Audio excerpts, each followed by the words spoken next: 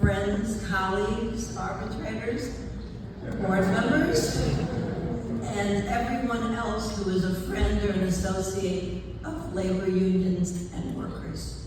Very happy to be here. And Richard, I'm going to echo something that you said about labor needing lawyers. Labor needs plumbers, as we all do. And it's my great pleasure to introduce Paul O'Connor, the business manager of Local Number 1 of the United Association of Journeymen and Apprentices of the Plumbing and Pipe Fitting Industry of the United States and Canada. He is the labor union leader receiving the Peggy Brown Award tonight. I, Vincent Pitta, and many other lawyers in our firm have worked with Paul O'Connor and Local 1 for many years. We've been with them through hard times, challenging times, and many fun times. But as they say, what happens in Vegas stays in Vegas. Absolutely. Paul, this is for you. It's wonderful for us to see a young labor lawyer, and yes, you're young, to grow and succeed as the leader of 6,000 plumbers working in the 5 boroughs of New York City. Paul, you have embraced the role of business manager with your drive to achieve success and results for Local 1 members. And, I think we'll hear this tonight, you always bring natural good humor to even the toughest situations. In the short time that you have been business manager, you have repeatedly shown your complete commitment to preserving the jurisdiction and work of Local 1 members. And for you in the audience, this is what you should know about Paul. He does not shy away from taking on a fight. But he doesn't go in crazy. He studies, he reviews, he talks to his agents, he talks to his attorneys, he prepares himself so that when he faces the contractors or other opponents, he has the facts and law at his fingertips. Usually backed up by these binders filled with supporting Green Book decisions and arbitration awards. With his knowledge and background, Paul is an excellent educator. Lucky for us, he arms his attorneys with the key information and understanding of plumbing that we need to win disputes. Paul believes in the value of communication. He rejects the notion that the only way to progress is confrontation. He's a democratic leader. He wants to hear from people and he wants to talk to people. He engages with Local 1 contractors, with Labor Council representatives, and the public agencies, and he doesn't leave the table until he is sure of a resolution that will meet his members' needs. And of course, he peppers his attorneys with questions when he needs advice or an answer, whether it's a text message, an email, or a phone call. Importantly, Paul fully supports female and minority member entrance into the plumbing trades, and he works to encourage female and minority members of Local 1 to participate in the union. Through Local 1's involvement in direct entry under PLAs, non-traditional employment for women, helmets to hard hats, Paul is committed to opening opportunities for all in the plumbing trade. That is why it is so gratifying to see Paul O'Connor receive a Peggy Browning Award this year. Congratulations, Paul, and thank you for contributing to the mission of the Peggy Browning Fund. Jane, I will tell you one thing. Wrote those remarks before the last grievance that she appeared with me about 2 weeks ago, where I asked her, do me a favor, I'm going to do all the talking, you just sit here. No pretty. Good evening, ladies and gentlemen. As mentioned, my name is Paul O'Connor, and I'm the business manager of Plumbers Local 1, the largest straight-line plumbers local in New York City, in the United States and Canada. We cover the 5 boroughs of New York City, and since 2006, I have been representing 6,000 members in the New York City area. On behalf of those members and my officers, I am honored to receive the Peggy Browning Award, and I would also like to congratulate Kent and Richard for their receiving their award. And looking at their bios, quite impressive. With honesty, I have to say I did not know much about the award. As I researched, I found amazing information. First, the amount of top quality donors and universities affiliated with this foundation is super impressive. And then I went onto the website and I found a 4-page biography of Peggy. In her bio, I found words that stood out to me as a labor leader. A beacon for workers' rights. Dedication to justice, fair labor practices. Focused on issues such as union representation, fair and equal pay, decent working conditions, and rights and needs of workers.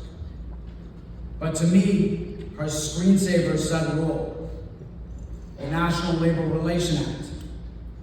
See, to us, as labor leaders, the collective bargaining agreement, our bylaws, and my international constitution is our Bible.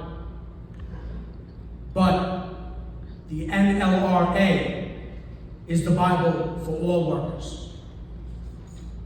In this room, we all know that workers' needs are simple. They want a fair day's pay for a fair day's work and want to live and retire with dignity. That Bible governs the union's ability to enforce that so it can be achieved. However, this could never be done without the help of labor attorneys. Recent stats are showing people's interest in organized labor is increasing. In fact, an all-time high over 60 years. But also, just as important as public perception is the recent pro-labor changes that have been signed into law. To organize labor, these important tools get defined and enforced by the people in this room and by foundations like this. For me, it's simple. I'm speaking on behalf of some of my brothers and sisters from the labor movement. I love representing workers. And I cannot do it alone. Just like anything else, including this building, I have my own foundation. And the structure has all the weight, and it helps keep it all together. First part of my foundation is my fellow officers and members. 2 are sitting in the office, in the audience. These are my brothers, 2 of which my assistant business manager, Richie Gilligan, my financial secretary, treasurer, Freddie Delegati, also known as my fundraiser for this. 2 of my closest friends and confidants in the union. Very few decisions are made without those brothers by my side. Next part of the structure is my family. My Uncle Richard, my mother and father actually in Ireland. We asked them if they want to attend this event. They extended their vacation. I don't know what that means.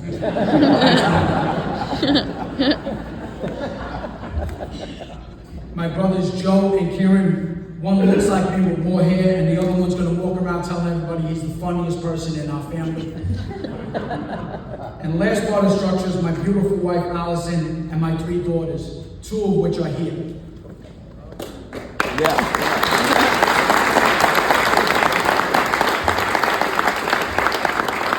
Which, before I say another word, I love you with all my heart.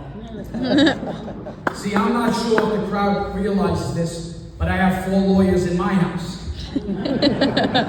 Megan, my youngest, is my civil liberties social justice lawyer.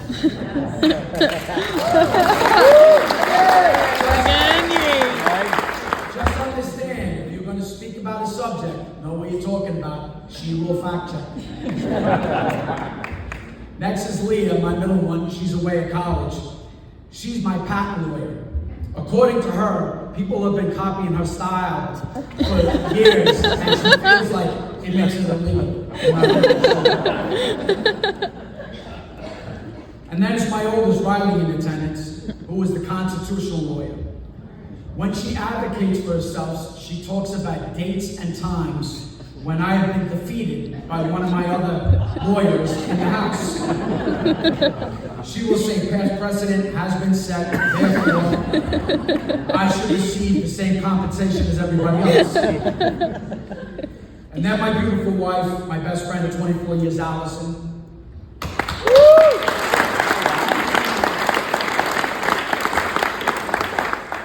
She's the arbitration lawyer. She's constantly caught between both parties, negotiating a fair and reasonable decision, and obviously a settlement package for the entire group. Any personal lawyers in the audience? I might need them after this. Obviously, I'm joking. See, when you're elected as an officer to represent workers, in your own mind, you realize that you need to do everything you can to fulfill your duty. However, what ends up happening is the members don't just get you. They get your entire family's dedication. And this is something I don't even know if I would ever be able to repay my family. And all I can say is thank you, and I love you, and the members needed that help. In closing, I would like to thank my friends, fellow officers, my Contractors Association, my fellow union members here and brothers for joining me tonight. And a shout out to all the great labor attorneys that we work with. You've seen Jane Barker before, Vincent Peggy's office, and I've seen Chris O'Hara before. We cross ties with a lot of labor attorneys. We appreciate all your time. For Vinny and Jane, we thank you for your steady presence and knowledge, as well as your friendship is greatly appreciated. In closing, when leaving tonight, please take a look at the skyline, otherwise known as the greatest visual resume that the union construction world can offer.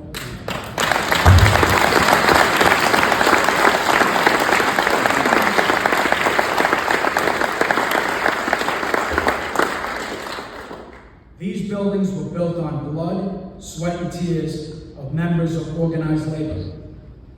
And their work and their voices, their rights, their safety, and their future needs to be protected. They are relying on all of us to do that. Once again, on behalf of my family, my fellow officers, my other union brothers, and my members, I gladly and proudly accept this award on behalf of you all. Good night, and thank you.